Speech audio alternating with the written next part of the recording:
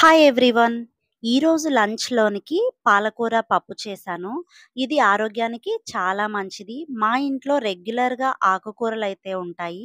వారంలో ఒకసారైనా పాలకూర అయితే మేము తీసుకుంటాము. ఎప్పుడూ ఒకేలా కాకుండా ఒకసారి పప్పులో మిక్స్ చేయడానికి, ఒకసారి దోసల పిండిలో కలిపి, అలాగే ఇంకోసారి బంగాళదుంపతో కలిపి ఫ్రైలాగా చేస్తాను. సో, ఈరోజు పాలకూర పప్పు కోసం 3 కట్టలు ఫ్రెష్ పాలకూరని కడిగి కట్ చేసి పెట్టుకున్నాను. సో, పచ్చిమిర్చి, ఉల్లిపాయ, అలాగే అల్లం తరుగు, కొద్దిగా వెల్లుల్లి రెబ్బలు, ఇంకా తరిగి పెట్టుకున్నటువంటి పాలకూర. ఇవన్నీ రెడీ చేసి పక్కన పెట్టుకున్నాను. ఇంకా కుక్కర్‌లోనికి 2 కప్పుల వరకు కందిపప్పును తీసుకొని మంచిగా వాష్ చేసుకొని, తర్వాత మనం తాగే వాటర్‌ని పప్పు ములిగేంత వరకు వేసుకొని 2 లేదా 3 చుక్కల వరకు ఆయిల్‌నైతే వేసుకోవాలి. ఆయిల్ ఎందుకు వేసుకుంటామంటే పప్పు మెత్తగా మంచిగా ఉడకడానికనమాట. సో, పప్పు అయిపోయింది. ఇంకా పాన్ పెట్టేసుకొని ఒక 2 స్పూన్ల వరకు ఆయిల్ అయితే వేసుకున్నాను. ఆయిల్ వేడెక్కిన తర్వాత 2 పచ్చిమిర్చి, అలాగే ఆవాలు, జీలకర్ర, కొద్దిగా కరివేపాకు వేసి కొద్దిగా కలుపుకొని, ఇంకా కట్ చేసి పెట్టుకున్నటువంటి ఉల్లిపాయ తరుగును కూడా వేసి వేయించుకోవాలి.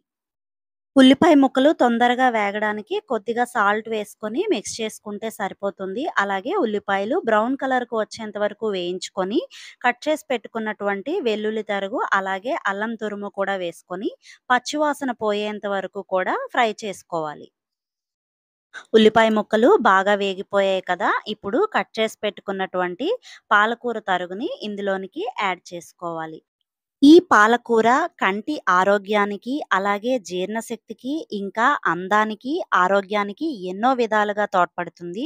సో, పాలకూర అంతా మిక్స్ చేసుకొని కాసేపు మూత పెట్టి ఒక 5 నిమిషాల పాటు స్లిమ్‌లో అయితే పెట్టుకోవాలి. ఇక పప్పయితే ఉడికిపోయింది. సో, పప్పుని ఆల్రెడీ మెత్తగా అయిపోయింది కాబట్టి కొద్దిగా స్పూన్‌తో కానీ, గరిటెతో గానీ బాగా కలుపుకొని మిక్స్ చేసుకున్నట్టుగా మెదుపుకోవాల్సిన పనైతే అవసరం లేదు కానీ గరిటెతో కలుపుకోవాలి. నార్త్ ఇండియన్స్ అయితే ఓన్లీ పాలకూరే కాదండి. అసలు ఏ ఆకుల్ని వదలం అన్నట్టుగా తింటారు. అందుకే వాళ్ళ స్కిన్ అంత ఆరోగ్యంగా ఉంటుందేమో అనిపిస్తుంది. సో, పాలకూర బాగా దగ్గరికి అయిపోయింది ఇంకా అనుకునేటప్పుడు కొద్దిగా పసుపు, అలాగే రుచికి సరిపడా కారం వేసుకొని కొద్దిసేపు ఫ్రై అయితే చేసుకోవాలి. ఇంకా మనం పప్పు దించి పెట్టుకున్నాం కదా! దానికి కొద్దిగా వాటర్ యాడ్ చేసుకొని పల్చగా చేసుకొని, ఇంకా ఈ పప్పు మిక్స్‌నయితే మన పాలకూరకి యాడ్ చేసుకోవాలనమాట. పప్పులో ప్రోటీన్ ఉంటుంది. అలాగే పాలకూరలో విటమిన్స్, మినరల్స్ ఉంటాయి. పొటాషియం కూడా ఉంటుంది. సో, ఇది మన రక్తాన్ని మంచిగా శుద్ధి చేస్తుందనమాట ఈ పాలకూర అనేది. ఇంకా రుచికి సరిపడేటువంటి ఉప్పు కొద్దిగా యాడ్ చేసుకొని బాగా మిక్స్ చేసుకోవాలి. మీకు చిక్కగా కావాలంటే ఇలా ఉంచేసుకొని కొద్దిగా దగ్గర పడిన తర్వాత ఆపేయొచ్చు. లేదంటే నాలాగా కొద్దిగా వాటర్ యాడ్ చేసుకోవచ్చు పల్చగా కావాలనుకుంటే. సో, ఇలా ఉంది. దీని మీద కొద్దిగా మూత పెట్టి ఒక 2 నిమిషాల పాటు స్లిమ్‌లో ఉడికించామంటే మంచిగా పాలకూర పప్పయితే రెడీ అయిపోతుందనమాట. మనం వేసిన ఆయిల్ అంతా కూడా వాటర్‌లో ఇలాగా పైకైతే కొద్దిగా తేలుతుంది.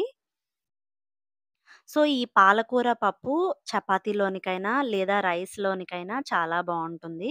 లాస్ట్‌లో దించేసే ముందు కొద్దిగా కొత్తిమీర తరుగు చల్లుకొని దించేసుకుంటే పాలకూర పప్పు రెడీ. వీడియో ఎలా ఉందో కామెంట్ చేయండి.